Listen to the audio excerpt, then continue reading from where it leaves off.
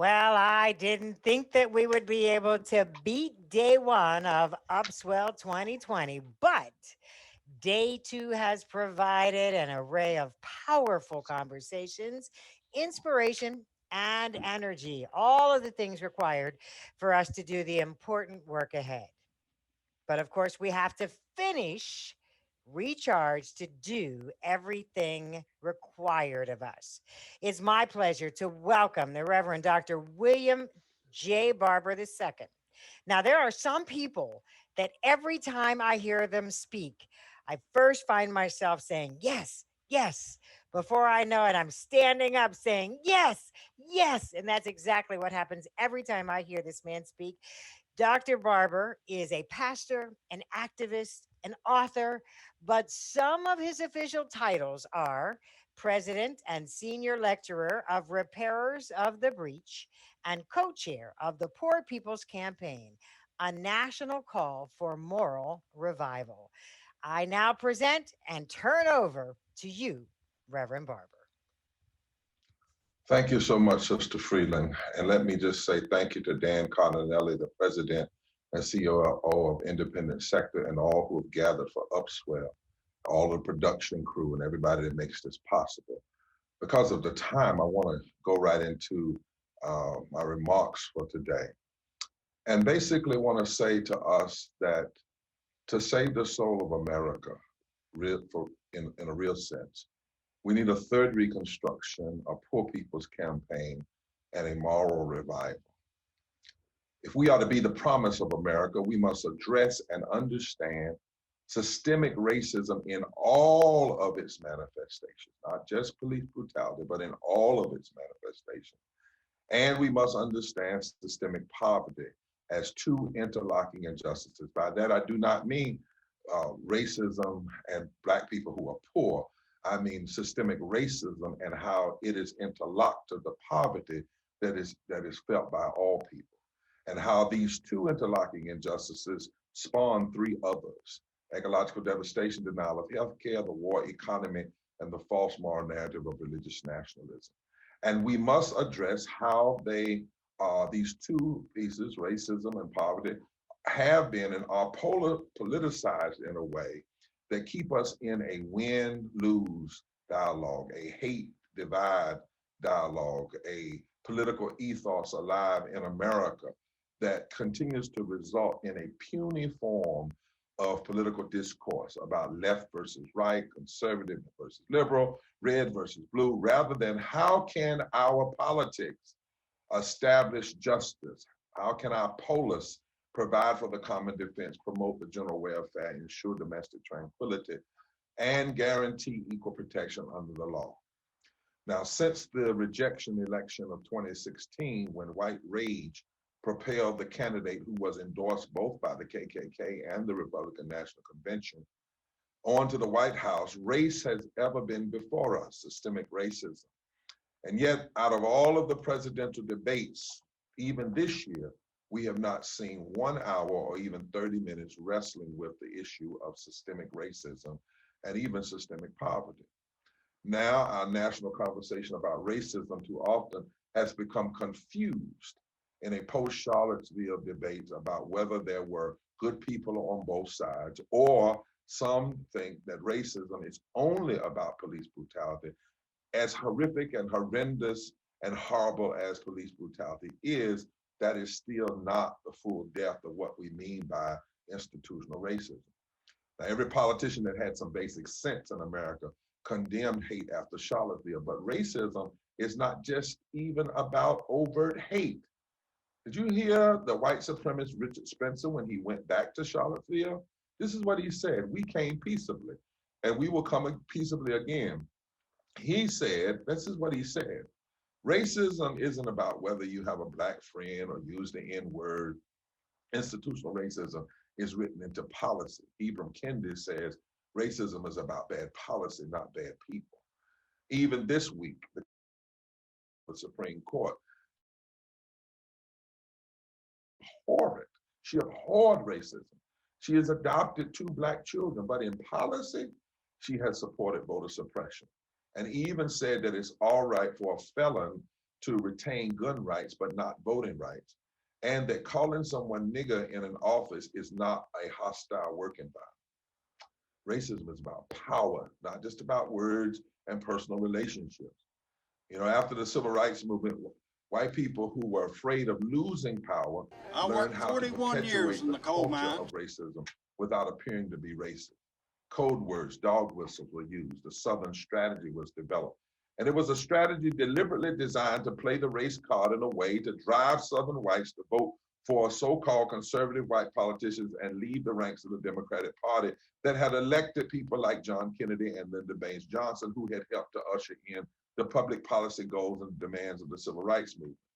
In a starkly revealing interview, former GOP strategist Lee Atwater boldly described before dying from cancer how the Southern strategy worked to undermine fusion-type political movements, which had built up and expanded democracy during America's first two reconstructions, one from 1868 to 1896, the other from 1964 to 1954 to 1968. He said these words, they're hard, but we must hear them. You start out in 1954 by saying nigger, nigger, nigger, but by 1968, you can't say nigger. It hurts you, it backfires you political. So you start saying things like force busing states' rights, and then you get abstract and you talk about cutting taxes. And all these things you're talking about seem like they're just economic, but the byproduct of them is blacks get hurt worse than whites, and whites end up blaming blacks and brown and indigenous people for their problems. The target of this Southern strategy was initially the old Confederacy, with the goal of developing a solid South to ensure that the majority of Southern whites would resist and repel any fusion political alliances with African Americans, Latinos, and indigenous people. But it turned out that the race baiting worked in other parts of the country too. Wallace, Richard Nixon, Ronald Reagan, and the Bushes, all of whom employed the same political operatives and the same divide and conquer tactics. As Ibram Kendi has this documented in his monumental history, stamped from the beginning, this hypocritical contradiction was written into law before it was justified by racist ideas. And so to act as though a current president is racist and to act as though this is new is actually not historical. In fact, it's been used by Republicans, and two alter Democrats have not dared to unpack what's really going on. So-called conservatives and liberals alike expressed a desire now to get back to a less chaotic days before Donald Trump. But the Trump presidency did not create America's racial divide. That is actually to give him too much credit. It exploited tactics that were already developed. What we see are the fruits of policies rooted in a lust for power over and above a love for justice. And what happens when that lust leads some to de-establish justice, refuse the common defense, promote the welfare of a few, ensure domestic division, limit equal protection under the law, and ensure that corporations are treated like people and people are treated like things. The truth is, the current president had an audience that had been cultivated for 50 years. Now, Dr. King told us something in 1965 that is more true now than ever, and is the reason there's so much attempt now to divide Black, white, and brown people. This is what Dr. King said standing on the steps of the Alabama State House in 1965 at the end of the Selma to Montgomery bus boycott. Many people don't know this. They know I Have a Dream. They don't know that the I Have a Dream speech was actually normalcy no longer. And many have never listened to this, but it should be required reading in America. He said this: it may be said of the Reconstruction era that the Southern aristocracy, the Southern bourbon class, the wealthy, took the world and gave the poor white man Jim Crow. He gave him Jim Crow, and when his wrinkled stomach cried out for the food his empty pockets could not provide, he ate Jim Crow, a psychological bird that told him no matter how bad off he was, at least he was a white man better than a black man. And when his undernourished children cried out for the necessities that his low wages could not provide, he showed them Jim Crow signs on the buses, on the stores, in the streets, and in the public buildings. And his children too learned to feed upon Jim Crow, their last outpost of psychological oblivion. Now watch this. Then Dr. King said, this is what happened when the Negro, poor Negro, and poor white masses of the South threatened to unite and build a great society and a beloved community. That every time there was the possibility of poor white people coming together in moral fusion, in love, the aristocracy sows division in order to hold on to power. And that division is sown by stoking racial animosity. We must understand the challenge of systemic racism. If we think it's about dislike of just Black people, we miss it. No, systemic racism is a dislike of democracy. It is a dislike of humanity. You can be Black now and embrace and encourage white nationalism and systemic racism. In President Nixon's 1968 campaign, he read a little theory that is impacting us till today. In fact, it was designed to last 50 years. The theory, he got it from Phillips, was his name, Kevin Phillips, and it was called The Melting Pot That Has Never Melted. And Phillips explained this: listen, all you have to do in American politics is work out who you can make hate the other, who hates who, and you got it made. Phillips advised Nixon that the Republican Party could win without the Negro vote by just painting Democrats as the Black Party. Phillips predicted a new American revolution coming out of the South and the Southwest because of fears and objections raised by the civil rights movement victims. Then Pat Buchanan and his Nixon aide, they called it positive polarization. They wrote a memo to Nixon. You can find it in Jonathan Shull's magnificent 1976 book, Time of Illusion. In that memo, Buchanan said, our goal is to cut the Democratic Party and the country in half. And my view is if we do that, we would have the far larger half. He noted also that white ethnics in the North were ripe for the picking, correctly predicting, for example, that the Irish Democrats in New York could be turned Republican because they don't like the Jews and the Negroes who run the New York Democratic Party. The South, Phillips said, would become the basis for a new Republican Party. Harry Dent urged Nixon to use racially coded language strong enough to persuade white Southerners that Wallace was not a viable alternative. And he said, and they will turn to Republicanism in droves. The GOP said Dent should follow this plan of deliberate hate and deliberate division, but always disavow it publicly. Nixon intended for his Southern strategy to go well beyond Election Day and to establish a new Sun Belt power base for the Republican Party in the South and Southwest that would last 50 years. Now, whether the tactics are partisan gerrymandering or discriminatory voter ID requirement or the rollback of early voting and same-day registration, one of the clearest ways to see how this divides work is through racist voter suppression, because these are the means used to continue today to lock up the states from Maryland over to Texas and New Mexico. There you have the least populated states, but you also have 93 electoral college votes. And if you can lock up from Maryland to New Mexico, you only need 77 electoral college votes from the other 35 states to get to 270. These are also, however, the same states where 1/3 of all poor people live, and where 1/2 of all white poor people live, and where a small percentage of poor and low wealth Black and white and brown people organized around love and justice could fundamentally change the outcome of elections from state legislatures to the Congress, to the Senate, to the presidency. It is no surprise when I see people saying the states that are in play now. They have been in play for a long time, but they've been written off as red states when they were just unorganized states where deliberate division had been sown by what Dr. King called the greedy aristocracy. Let's go a little deeper. What else do we know about these same states where racist voter suppression is used? The same states, since 2010, have passed racist voter suppression laws.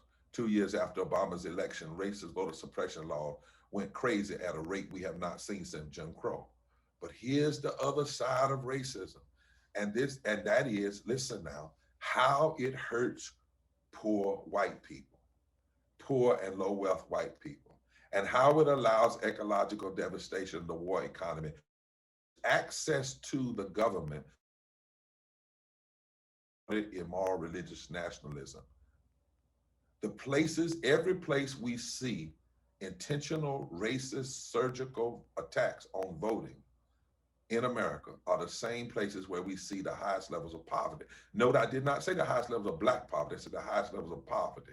The greatest denial of health care, living wages, public education, union rights. It is also where we see the greatest attacks on the LGBT community. Notice I did not say the Black LGBT community, but the LGBTQ community, and the greatest attacks on immigrant communities. It's almost as though if all you knew was the majority of the politicians that run a state promote racist voter suppression, you could surmise that that state is a high poverty state, a lack of living wage state, a blocking healthcare state, an attacking LGBTQ state, and a state where people lean in to religious nationalism. And also a state where you have a high level of the hypocrisy and heresy of so-called white evangelicalism. And what has this gotten us? What has this kind of divide tactic gotten us? What has it gotten us locking up these states? Well, before COVID, there were 140 million poor and low wealth people in this country.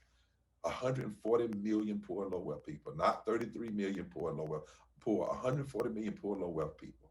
66 million poor and low wealth white people, that's 30%. 26 million poor and low wealth Black people, that's 61% of Black people. There were 62 million people not earning a living wage before COVID because of how racism has been used, this strategy has been used to divide, to give people access to power who really are more concerned about corporations and money than they are about this democracy. Before COVID, we had 700 people dying a day from poverty and 87 million people uninsured or underinsured before COVID. And 27 million people now since COVID have lost their health care because it was tied to unemployment and not to their humanity. Since COVID, we've seen 7.57 million cases, over 215,000 deaths, 400,000 deaths projected since COVID. Since COVID, millions of workers have lost their health insurance since COVID. 12 million people, since COVID, nearly 30 million people or more are unemployed. Since COVID, 8 million more people have slipped into poverty since May. Since COVID, poor people's unemployment is closer to 15%. Since COVID, 13 million poor and low income people reported not having enough food to eat. Since COVID, 42 million people are on food stamps. Since COVID, the CARES Act that has been passed left out 11 million undocumented people. Since COVID, billionaires have increased their wealth by $845 billion. Since COVID, 83 cents of every dollar that was passed in the CARES Act in March was given to banks and corporations. Since COVID, $4 trillion. We were being told we didn't have any money before COVID, but since COVID, $4 trillion were given to banks and corporations, while the essential workers still don't have health care and guaranteed sick leave and forgiveness and moratorium on their rent and mortgages and so forth and so on. And what do public officials tell us, health officials tell us? Three things has caused this, what we see about COVID. One is the inept, almost criminal response of the president and his administration. But the other two are the fissures of systemic racism and systemic poverty that existed prior to COVID that we did not address. And the public health officials say those fissures allow the COVID pandemic to continue to anchor itself in our society. And so, my friends, when we heard George Floyd say, I can't breathe, I can't breathe, and we heard Eric Garner a few years ago say, I can't breathe, the chokehold is, yes, that of the police, but the chokehold is also the many who are being choked through the interlocking injustices of American inequality. When Breonna Taylor was killed off camera, but the policies promoted by those who hold power in large part because of racist voter suppression has snuffed the life out of untold thousands of people we hold in our hearts and our minds, but will never be seen on camera. Dr. King once said, it is murder to deprive a person of a job or an income. It's not just bad policy, it is murder. And he said millions of people, Dr. King said, millions of people were being strangled this way in 1967 and 68. Millions of people have been crying, I can't breathe, because they are being strangled by the 5 interlocking injustices of systemic racism, systemic poverty, ecological devastation, the war economy, and the false moral narrative of religious nationalism. And by systemic racism, I mean police brutality, yes, but mass incarceration, resegregation of our public schools, voter suppression, continuing injustice toward our Latino brothers and sisters, continuing mistreatment of our indigenous brothers and sisters, systemic racism, and the way it has been used as a divide to keep us in these puny separate categories. And then when it's connected to how it helps to push and create poverty for all people, and then spawns these other 3 interlocking injustices, threaten the very soul of our democracy. So where must we go from here if we want a genuine democracy? We must not just have a reckoning, we must have a third reconstruction. Reconstruction is not just having new policies, but having new people in place who make those policies, like we saw in the 1868 to 1896, like we began to see between 1954 and on through 1968. New people engaged and new people involved, but we also need a moral fusion, a moral revival, and we need a poor people's campaign. That is why in the Poor People's Campaign, we are organizing from Seattle to South Carolina, from Alabama to Appalachia. We are organizing from Kentucky, Kansas farmers and North Carolina fast food workers. We are organizing from Maine to Mississippi. We're organizing from California to Kentucky, bringing together white people in Appalachia with Black people in Alabama and Latino people from El Paso, because we cannot address these issues separately. King once said to us, the only group who could form the massive restructure of American society would be for Blacks, poor whites, working class folk, union people, and even recipients of welfare to come together. It may be, he said, the only coalition that could shift America's economic architecture and make the profound changes necessary. And this is not about socialism. It is about honoring our own Constitution. It is about having policies where those policies are judged by these questions. Does it establish justice? Does it provide for the common defense? Does it promote the general welfare? Does it ensure domestic tranquility? Does it guarantee equal protection under the law? And the truth of the matter is neoliberalism can't do this, just lifting from the middle class up. Trickle-down economics can't do it. Hate meeting hate can't do it. Just addressing police brutality alone can't do it. Black people getting over in their organization by themselves can't do it. White people just trying to do it by themselves can't do it. Corporations just giving some money to a civil rights organization while they still refuse to pay living wages, guarantee health care, and be in the fight against racism in its totality can't do it. We need moral fusion coalition. We need a movement. And so in the Poor People's Campaign, we say, here are the 14 things. 1, we must engage indigenously led grassroots organizing from the state up, because most challenges come from the state up, not from DC down. 2, we must use moral language to frame and critique public policy, regardless of who's in power, and get away from these puny categories of left versus right. 3, we must demonstrate a commitment to civil disobedience that follows the steps of nonviolent action and is designed to change the public conversation and consciousness in order to move the nation forward. 4, we must build stages from which to lift the voices of everyday people impacted by immoral policies. We must put a face on the facts. 5, we must recognize always the centrality of race, America's original sin. 6, we must build broad and diverse coalition, including moral and religious leaders of all faiths. 7, we must intentionally diversify the movement with the goal of winning unlikely allies who have been deliberately taught to hate each other. We must, 8, build transformative long-term coalition relationships rooted in a clear agenda that does not measure success only by electoral outcomes, but by building permanently organized communities that can change electoral outcomes over the long haul. 9, we must make a serious commitment to academic and empirical analysis of public policy. The last thing we need to be doing is loud and wrong, or loud and nobody knows what policy changes what we must have. 10, we must coordinate and use all forms of social media, video, text, Twitter, Facebook, and so forth to change the narrative in this country around these 5 interlocking injustices. 11, we must engage in massive voter registration education. all over the country, not just in so-called battleground states, because all of the states are battleground if we truly organize. 12, we must pursue a strong legal strategy and never give up on our Constitution. 13, we must engage the cultural arts and begin to sing and draw and poetically announce the movement and a different set of values. And then 14, we must resist the one moment mentality, and we must realize we must build a movement.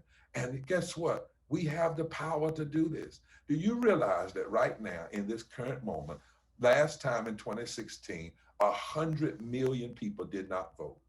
Do you realize that among poor and low wealth people now make up 1/3 of the electorate? That's 64 million poor and low wealth people who could vote. 34 million didn't vote last time, 29 million did. And why? Are they apathetic? No.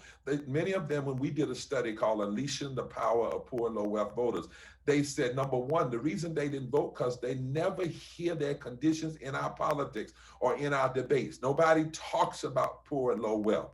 Number two, transportation, and they couldn't get off work. And number three, voter suppression. But did you know that right now, poor and low wealth people are the only place you can expand the electorate? And in 15 states, even in the South,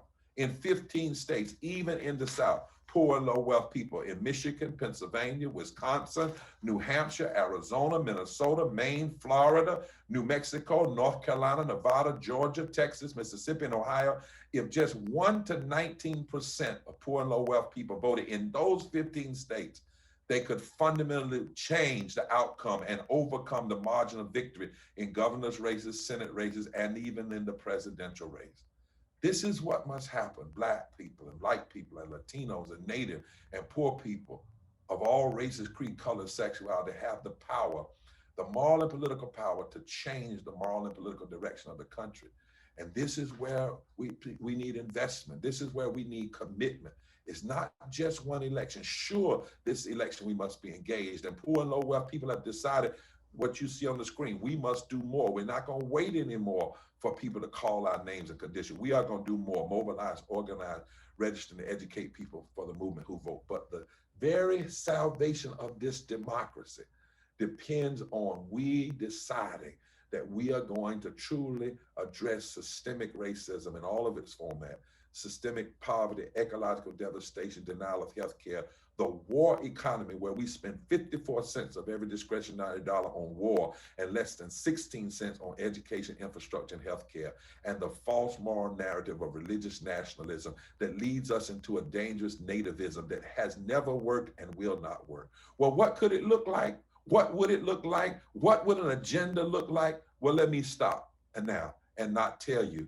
let me show you what's happening all over the country. I want you to look at this video because this is what a moral agenda, a third reconstruction, a moral revival would look like. And if it happens, we can change the very heart of America and bring people together rather than tear people apart. I worked 41 years in the coal mines. I have black lung, and it's just unfathomable what these poor coal miners have to go through in order to get what they have worked for and deserve. At one time, poverty was a temporary condition. You were on a down slope for a minute, but you could bounce back up. We can't bounce back up today. It's permanent. We're not going back to the factory and building cars and trucks like we once did. A job working at McDonald's or the grocery store doesn't pay enough for one person to live. We work a 40-hour work week, still not enough.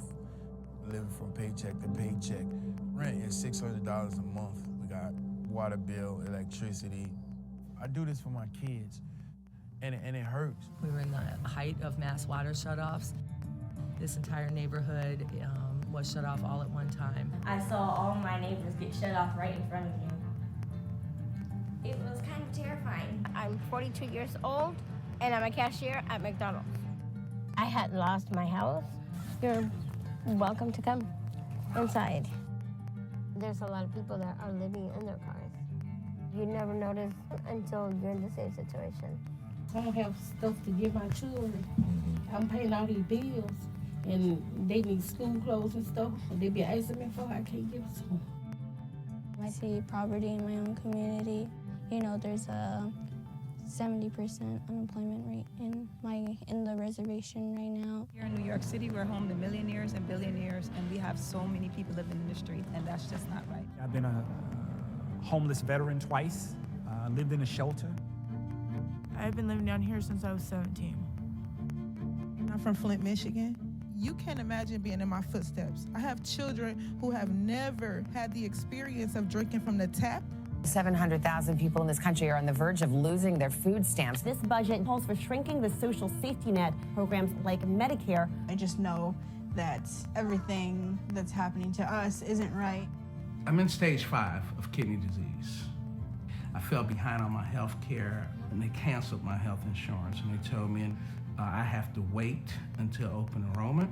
There's only 5 stages of kidney disease, and I'm in the 5th stage. Murder, it's murder. You know, if you ask me, it's murder. I lost a son to gun violence, and I lost a daughter. No parent should have, in America, should have to bury their child for a lack of medicated space. I'm wailing because my children My God. are no more. My God. My God, Kevin. Well, I'm wailing, y'all. Wailing. Because my babies ain't no more. How many more babies? How many more children? No more.